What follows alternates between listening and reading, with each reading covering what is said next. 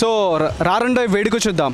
Movie కథ విషయానికి వస్తే, ఒక విలేజ్ బ్యాక్డ్రాప్ అమ్మాయి ప్లస్ సిటీలో పెరిగే అబ్బాయికి మధ్య జరిగే లవ్ స్టోరీ. వీళ్ళ ఫ్యామిలీస్కి మధ్య చిన్న చిన్న గొడవల వల్ల వీళ్ళు విడిపోతారు. సో వీళ్ళు రెండు ఫ్యామిలీస్ని ఎలా కలిపాడు, ఎలా తన ప్రేమను దక్కించుకున్నాడు అనేదే కథ. అండ్ పర్ఫార్మెన్స్ విషయానికి వస్తే Naga Chaitanya heart and soul of the movie అని చెప్పవచ్చు. నాగ చైతన్య బీచ్ సీన్లో చేసిన పర్ఫార్మెన్స్, ఎస్పెషల్లీ బీచ్ సీన్లో చేసిన పర్ఫార్మెన్స్ సూపర్బ్ అని చెప్పొచ్చు. And conversation between Rakul Preet Singh and Naga Chaitanya awesome అని చెప్పొచ్చు.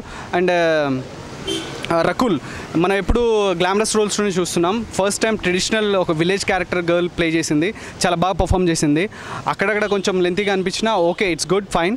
అండ్ కళ్యాణ్ కురసాల ఆఫ్టర్ సోగ్గాడి చిన్న అయిన తర్వాత మంచి ఫ్యామిలీ బ్యాక్డ్రాప్ మూవీని ఎంచుకొని అండ్ చాలా చక్కగా చాలా అందంగా ప్రజెంట్ చేశాడు, చాలా బాగా నరేట్ చేశాడని చెప్పాలి. అండ్ ఈ మూవీ కొంచెం నిన్నే పెళ్ళాడతా మురారి ఆ కైండ్ ఆఫ్ స్టైల్లో ఉంటుంది అండ్ చాలా బాగా హ్యాండిల్ చేశాడని చెప్పాలి. అండ్ మిగతా ఆర్టిస్టులంతా okay. And especially DSP music background score కానీ సాంగ్స్ కానీ చాలా బాగున్నాయి.